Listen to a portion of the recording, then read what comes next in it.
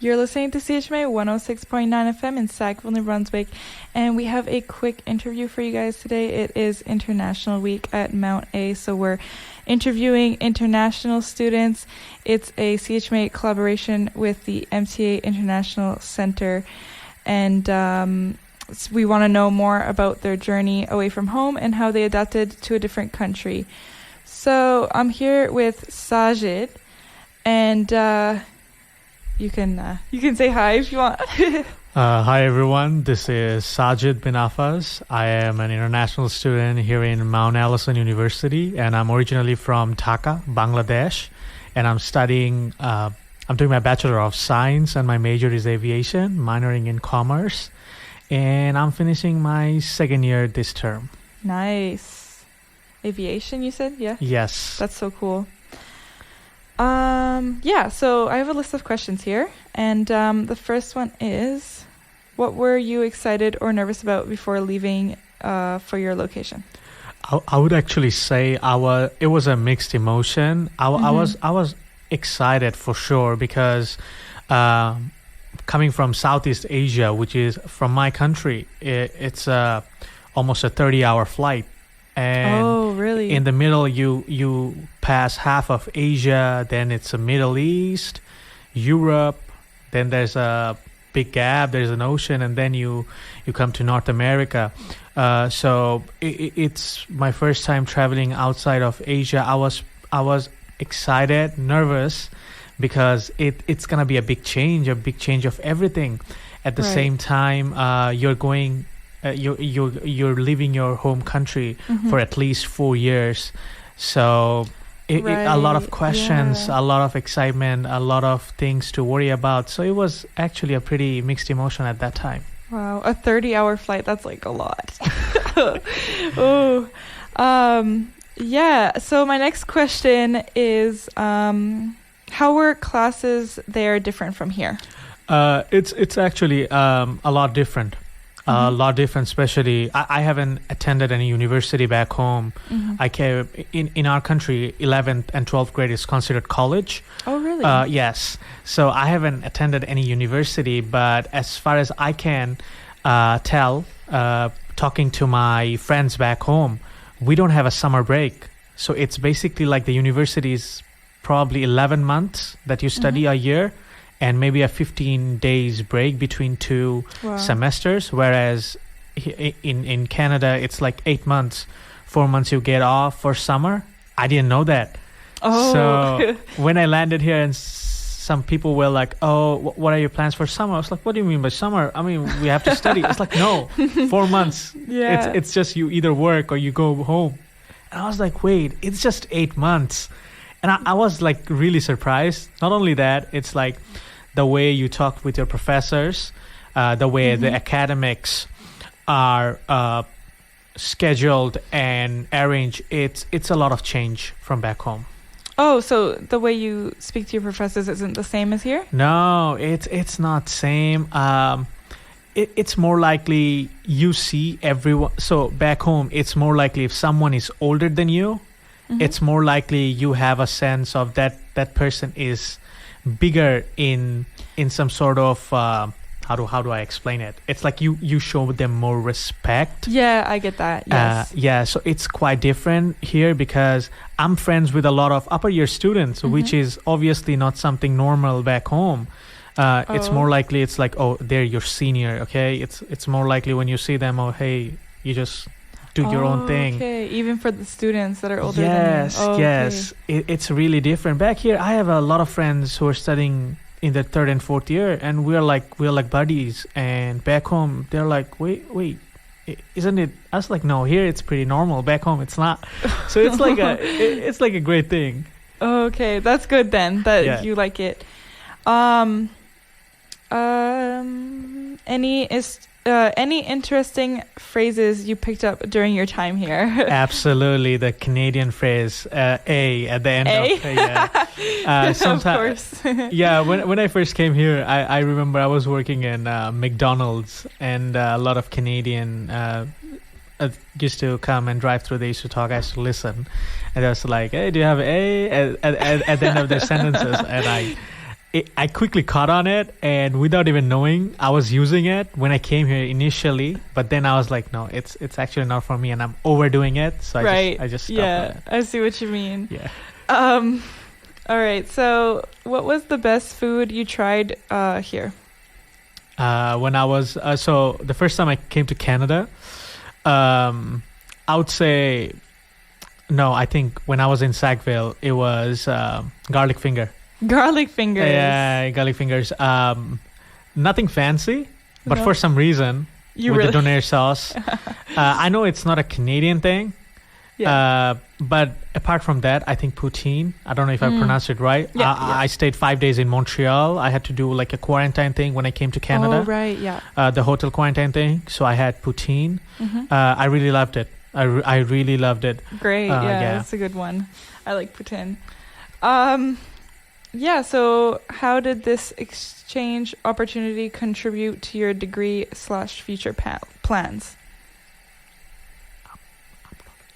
Oh, okay, right. Yeah, I'm reading off the questions, but that was the wrong one. So, what was a touristy place that was worth visiting? I would say Halifax. Probably still my go-to place whenever I'm feeling down. Halifax is the most favorite place I have. It's a favorite place for me because I spend a lot of time. I mean, I spent like a month or so in Sackville, and I was feeling pretty down for some reason.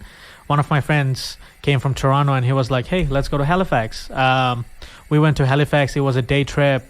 We went to a couple of places in Halifax, and I fell in love with that place, especially downtown, and then Peggy's Cave, other places. I really loved Halifax, and I just want to go to Halifax every single week if Really? I get time. Yeah. Really, I know a lot of people are going to Halifax for the reading week. Yeah. Either to visit family or just to hang out in Halifax. I think it's like, yeah, I don't know. It's bigger than Moncton. I don't know if it's bigger than. I know it's like it has a bigger vibe than Moncton. Yeah, they do, because a lot of startups, and it's like the harbor's there. So, but Moncton now, I actually now live in Moncton.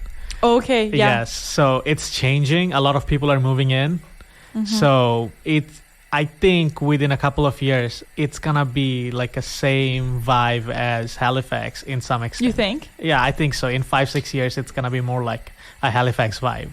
Can't wait to see it. I also live in Moncton, so like I'm like, yeah, maybe. Like I know there's a lot of rundown more places in Moncton, but also a lot of places are starting out because I know COVID shut down a lot of things too. Yeah. So yeah, I'd love to see that. Yeah, what was the hardest adjustment you had to make? I think there are a couple of things that I had to adjust. First and foremost was time and weather. Time management was a big issue back home. When you are studying, you actually don't do any sort of work.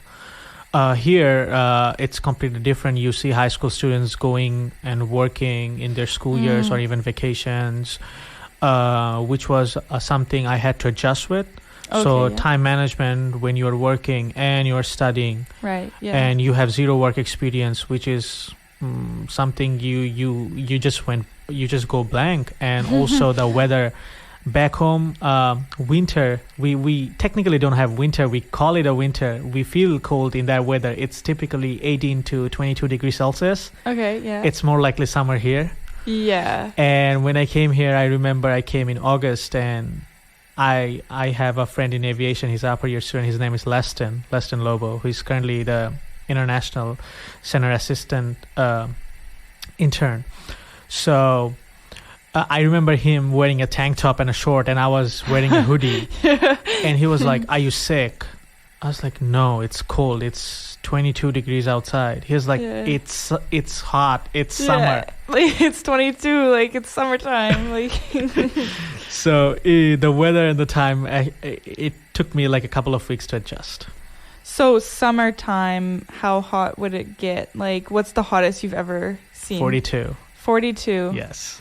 I remember one day I was in school and it was 42, and they were thinking whether they should shut down the schools for a week or not. I remember I bought a egg from the supermarket and I cracked it open on the road. It just instantly, Really? yeah, it just instantly, Wow. it felt like a poached egg or maybe a fried egg. My goodness. Is there anything interesting you learned about the culture? A lot of things. I think Canada being a very diverse place, a country built on immigration, you actually have a lot of diversity in Canada, where back home it's more likely you don't have that much of a diversity. Oh, I see what you mean. Yeah. So a lot of diverse culture here. Also knowing about First Nation people, a lot of stuff, and the culture here, the Western culture infused with the diversity of various cultures. That thing actually, a lot of thing that you learned and experienced, which was really amazing for me. Oh, great. Yeah. How did this experience change you? I think in a lot of way, once you get infused in a new culture with a lot of new people, a lot of new minds, you learn a lot of stuff. When I'm working or studying, I just socialize and collab with people from a different backgrounds, learning about how they work, how their culture works, how they go on with their lives. It actually gives you new perceptions of various things you don't know about. So it's really interesting, and every day it's like a new experience. I have my LinkedIn cover photo. It says learning every day. It's because I actually meet and collab, you study and do a lot of stuff with new people, right? A lot of international students and stuff like that. So it's pretty amazing how we catch on things without even knowing. That's true. Yeah, I met a lot of international students. I'm like, huh? Like I talked to someone who was from France, and my French isn't the same as her French, and we just like talked about that for hours. But my next question here is, do you have any advice for future students interested in taking a semester abroad? I think if they can do it, they should definitely go for it, because first of all, it takes you away from your comfort zone. It also makes you learn a lot of stuff, especially about how different education can be around the world, and also not taking the fact the level of international experience when you are studying with a lot of international students from a different background in a different country.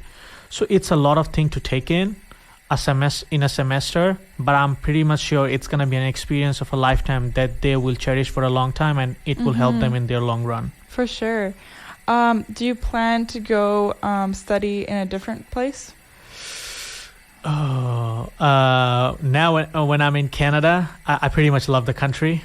Right. I generally don't see myself going to any other place than Canada for doing some more studies. It actually depends, but for now I would say no. I'd rather stick with Canada. That's fair. I mean, I wouldn't want to be moving around countries all the time, but yeah.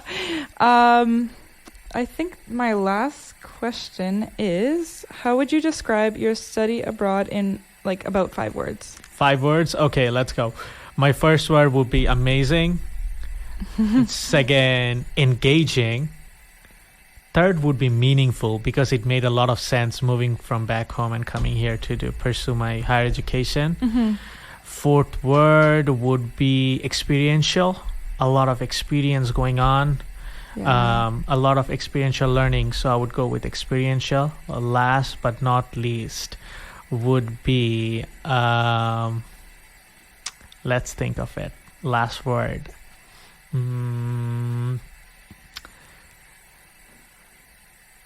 I think it will be enlightening.